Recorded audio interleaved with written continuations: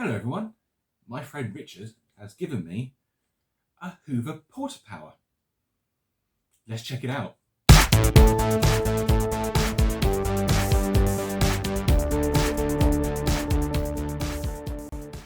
Now I have to admit to you, I am a fan of these little Hoovers. I think they are fantastic. They are such a clever piece of design, really. I mean, to make such a small vacuum cleaner at the time that they were put into production using the motor that they used. I mean, it's absolute genius. And they were incredibly powerful too. I mean, I think they came onto the UK market in either 1973 or 1975. It was around that time. And they were 800 watts as well, which is really quite something. Yeah, 800 watts. An 800 watt cylinder vacuum cleaner in this tiny little package. That really is remarkable. What Hoover managed to do with them is very, very clever. Using the motor from the Dynamatic slash convertible and the portable and the slimline, they managed to cram it into this tiny little body with this tiny little dust bag. I mean, it's a comedy dust bag, really. Look, it's so small. it's like a sock. But yeah, it's brilliant. But they managed to make an effective machine that worked well and was surprisingly reliable too. So let me get that back in there. Oh, dust poofing everywhere. Close that up. So yeah, Richard was having a clear out of his garage and said, do you want that? Threw it at me. I caught it. I was like, oh yeah, okay, nice. Now I was really glad to get this one because you can tell that it's an earlier style machine. Now it has the sort of burnt orange / brown front cover and rear vent cover as well. So that distinguishes it as an early PortaPower. If I look at the serial number on it, this machine is September 1981. And if my memory serves, again, it's always a bit dodgy, this is one of the last of the early PortaPowers, the last of the original series, if you like. It was around that kind of time, maybe 82, 83, they went to the second generation. Although I suppose arguably you could say it was the Mark II of the first generation. This is the Mark I of the original generation, if you see what I mean. And you can tell those cleaners easily because they have cream covered. Cream covered? Interesting. Cream coloured covers. Try saying that after a few vodkas, which is what I'm doing now. So yeah, that's how you can easily distinguish between the Generation 1 Mark I and Generation 1 Mark II.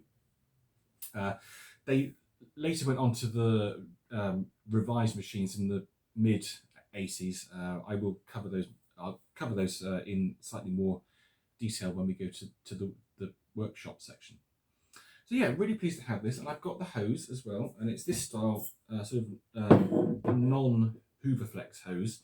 This is like the American style hose. I always think of these as the American style hoses because the Celebrity used this style. In fact, it's very similar to a Celebrity hose actually, and it has this smaller bent end on it. I think that's quite cool. That's a nice little hose. If you were going to use this to say clean your car or something, that's ideal. You don't want a great big long bent end. They're a pain. And I got 2 plastic rods with it as well. And I think these are the only 2 rods of this style that I've got. Unfortunately, there's no floor tool, and I believe it would have had the triangular style floor tool with it, which most PortaPowers came with. I do have one of those that we can use when we do the demonstration of this, but it's brown. It's brown. I think it came from a compact, or maybe possibly a slightly later PortaPower, but I'm not entirely sure. But yeah, I've got the correct style floor tool for when we come to use this machine. Now, this machine will be fitted with the barrel style suppressor, and that suppressor will be 40 years old now. So the first thing we need to do is to get that suppressor out of this cleaner. because I know for a fact that if we turn it on with that suppressor in it, it's going to go bang and it's going to flick all the trips and everything. So what I'm going to do now is take this machine up to the workshop. We are going to take it apart, get into it, and get that suppressor out. So let's go and do that right now. Aha, here we go, removing the suppressor on our 1981 Hoover PortaPower. Let's get rid of this flex for a start so we can get into it. There we go. Now this should, he says, famous last words, be relatively easy. I've done this a few times on the old PortaPower. I just need to whip out all these screws.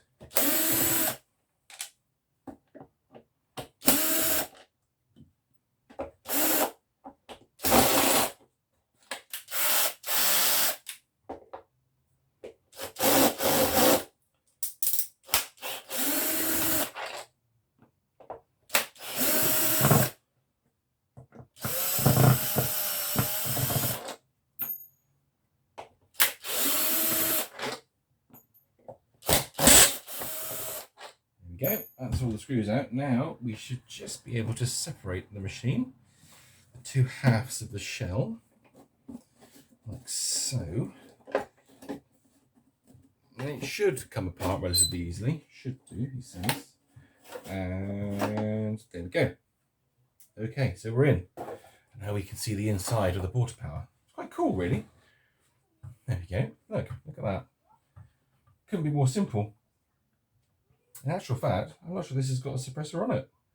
Unless it's hidden behind the motor. Oh no, I can see it. It's down there. Ugh, damn thing. I actually got a motor out. Because I've got one here that's spare. Because I wanted to show it to you. But I can use this one now. Look at the size of it. It's gigantic.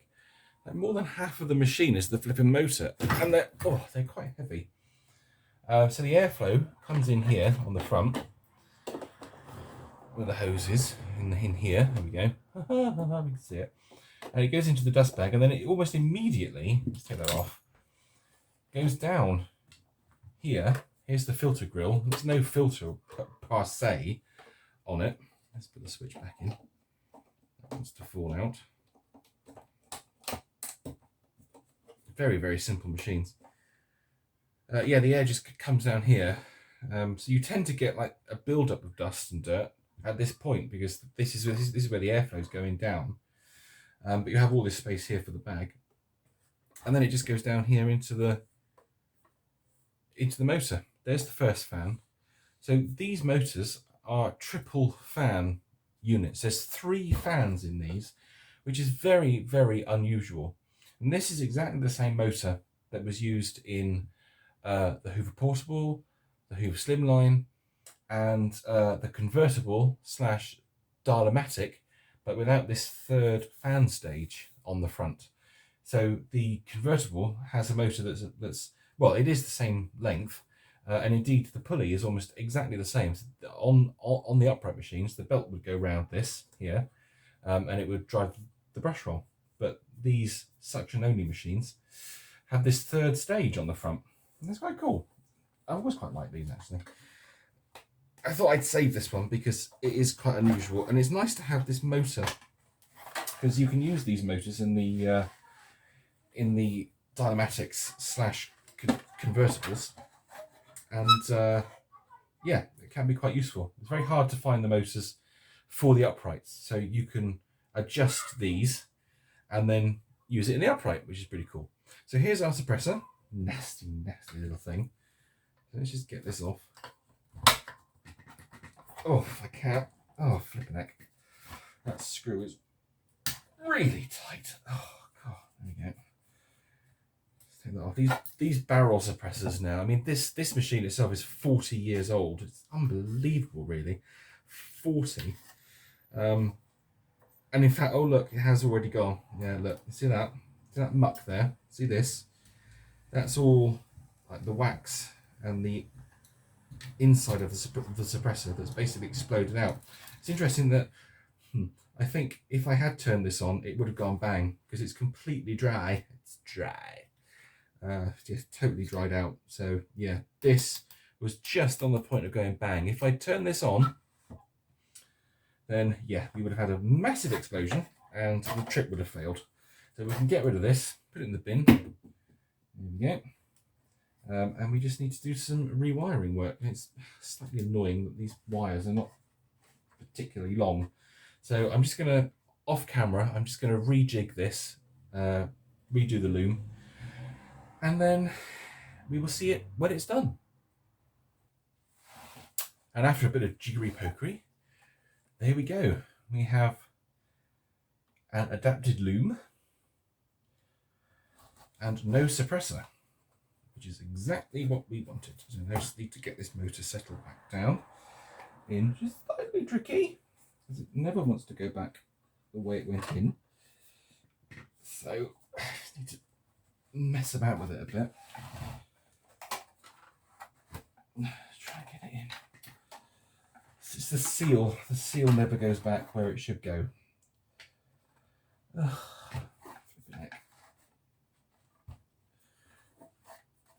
It's not the easiest thing in the world to do, but it should go back and sit properly. But of course it doesn't want to. Rotate it round. There we go. That should now be okay. I think that's right. If we haven't got any suction, I've put it in wrong. Okay, there we go. Hopefully you can see that all right. There we are. So this is the new wiring. I just need to sort of push these connectors in just underneath the body. I just push the body up a little. I should be able to slide those in. There's one, and there's the other. So they will hold themselves in place like so. And now I just need to reconnect this, which is the switch for the live. Pop that back on there like so. Make sure all the cables are routed correctly. And we should be golden. We should be golden. It depends if the body wants to go back together or not. That's always the key factor in this. Let's just route these cables correctly. They go like that, that goes like that, that goes like that, and that goes like that. So that should be fine. Okay, so now we need to get the other half of the clamshell back on. Oh, now this is almost as tricky as a freedom, quite honestly with you, to be quite honest with you. Because you've got two pegs, or two poles rather. The other one is left in this side of the machine. I just need to take that out, pop that in here, like so. Move it along so you can see it better. Pop that in there, get the front cover, and pop that through like so. So we've got three things to line up now and hope that all this goes back together satisfactorily. So we need to line up this,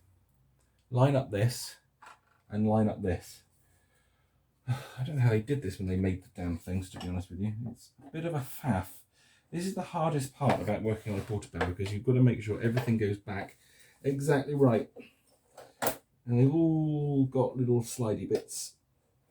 And that should go in the hole, like so. That should push down now. Is that in the right place? No, it's not. Oh, it is now, so that's good. So it looks like it's going together okay. Just push that in like so. You obviously need to make sure that the base all lines up. And I think we're okay. Slightly off, maybe. Clip, clip, bang. Oh, no, see now, look. See what happens? See what's happened there? See that? Not right. Didn't go in properly. Oh. Now it's going to come apart again. Get that in. No. No, not going in right. I'm going to come all the way apart. Make sure it goes down the right hole. Oh, this is so tricky. Oh, no, it won't come out at the back. The back is stuck. I've done this so many times, guys. I've worked on loads of these cleaners, and this is always the problem. Always. You can never get these back together first try. And now it won't come apart because it's stuck. I'm going to move that out of the way, pull that down, take the pressure off there, bring it back up, and try again. Oh, God. Right, let's try that again. That looks like it's all right. That's in place.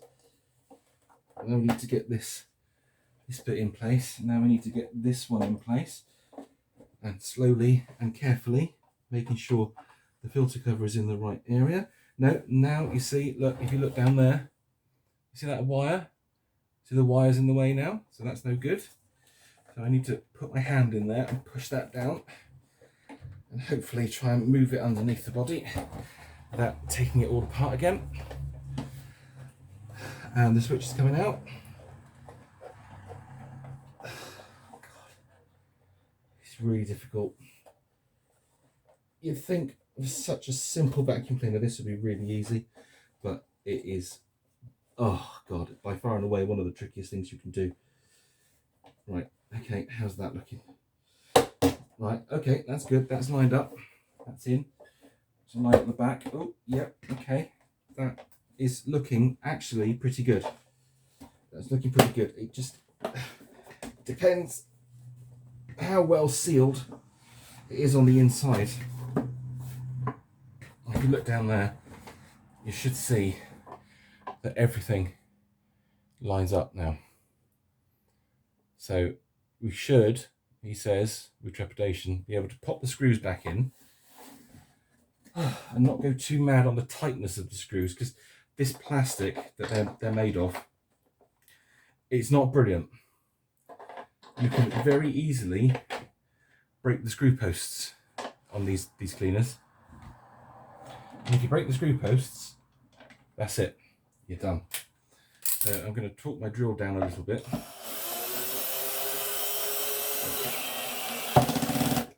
And then we're going to start in the middle.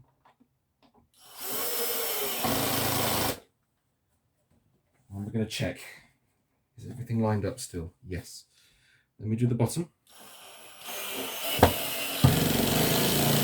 And that's not quite enough. Let me do this end. And now we'll do the top screws.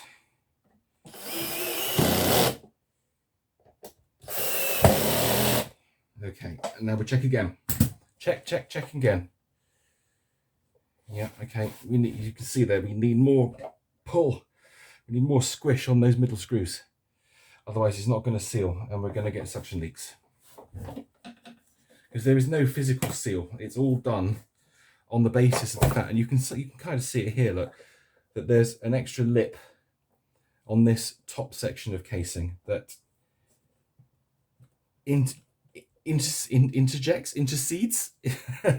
pushes itself into the bottom section, and that's what gives you your suction seal. So there's no physical seal, there's no rubber seal, there's no foam seal, there's nothing like that. It just uses the fact that the plastic meets the plastic, and that's how it does it.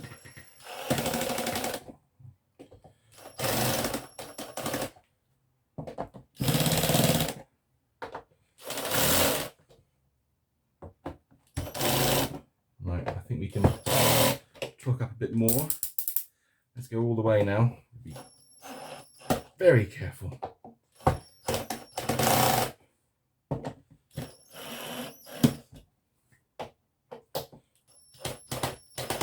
Yeah, I think we're there. Yeah, I think we're good. I think we're good. There we go. Okay, so that's fully torqued up now.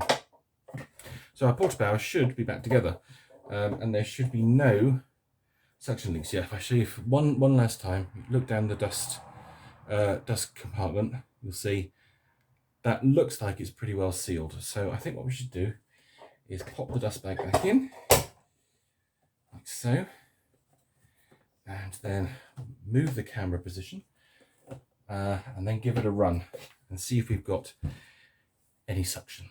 Let's find out. Okay, here we go. First try. Let's grab the plug. Ow. Smack my head in the drill. Pop the plug in. Cross your fingers for no bangs. Oh, so far so good. Oh yeah, that's good.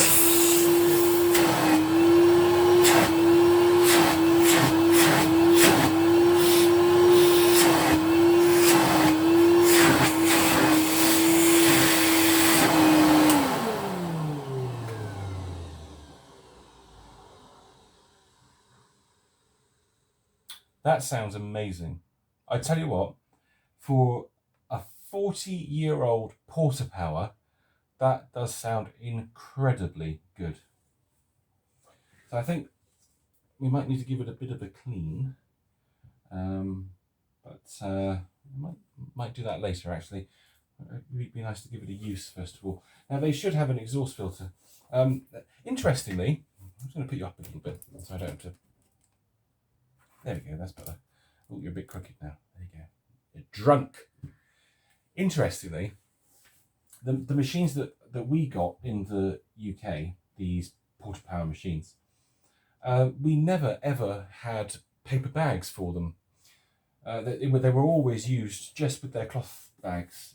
It was just this little silly little cloth bag that we had with them on all generations of PortaPower. I think we got them in 1973. This style machine.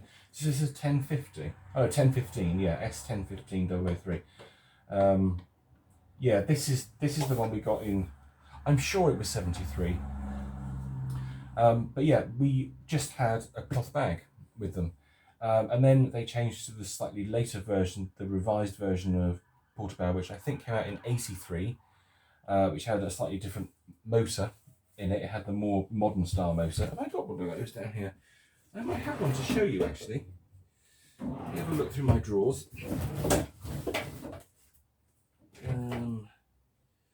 I swear to God I have one. Oh, here we go. Yeah, here we go. So this is the later style motor. Yeah, it's missing its fan casing. But yeah, that's the second generation PortaPower motor. You see, it is significantly smaller than that great big massive unit that came from the uprights and the slimline and the portable. It's a much smaller, more powerful unit actually. I think this was something in the region of 750 watts, but it was much more efficient. The fans are much better on it. Even though there are only 2 fans on this unit, they are better motors. Certainly because they are twin ball race. They've got a top and bottom ball race bearing on them. And these original motors don't. Their end bearing is a brass sleeve bearing, which is utter rubbish. That motor is under quite a lot of stress in there. And you'd find very often, in fact, that the rear bearing would just wear out on them. It did it with the uprights as well on the convertible. Even more so on them, because there was obviously tension from the pulley on the belt that was pulling it forwards, which would create movement at this top end, and it would wear out the bearing. So these are better units, lighter as well. The second generation PortaPower was much lighter than this one, again because of that huge motor. That was the revised version of this machine. I'll do a video. I'll do a video for you on all of the PortaPowers that I've got. And then we got the, I suppose it's essentially the third generation of PortaPower, which was the grey one, about 86, 87, something like that. It was the grey one, which was this style, and then it was the red one, which was the luxury version that had a trolley with wheels on it, and that machine is unbelievably rare. I've never seen one actually. I've never ever seen one. Yeah, super rare machine. And that was the last generation of PortaPower that we got in the UK.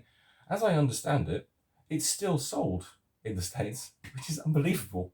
It's a machine that came out in 1969 and it's still on sale in the USA as a commercial vacuum cleaner.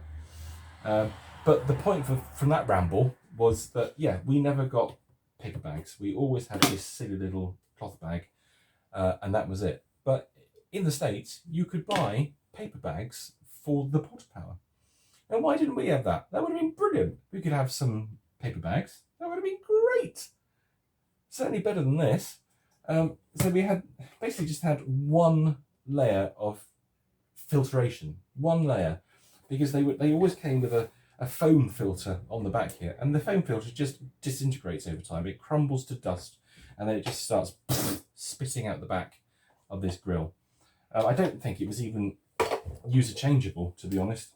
There you go. There's the remnants of it there, where the glue is. It was just glued onto this this grill. That's pretty rubbish, really. It would have been so much better if we'd had the paper bags, but we didn't. Never mind. So I'm going to hand you back to myself in the dining room now, and yeah, we'll carry on looking at this PortaPower. Welcome back from the workshop. I hope that was an interesting little sideline there. So the machine is mechanically done now. It's perfect, really. Yeah, can't wait to give it an actual run on the carpet. I think I'll do another video on it. We'll give it a really good clean. I'll find the floor tool, and then we will actually see it in action as well. So that's it for this video. Hope you guys enjoyed it, and I will see you next time. Bye.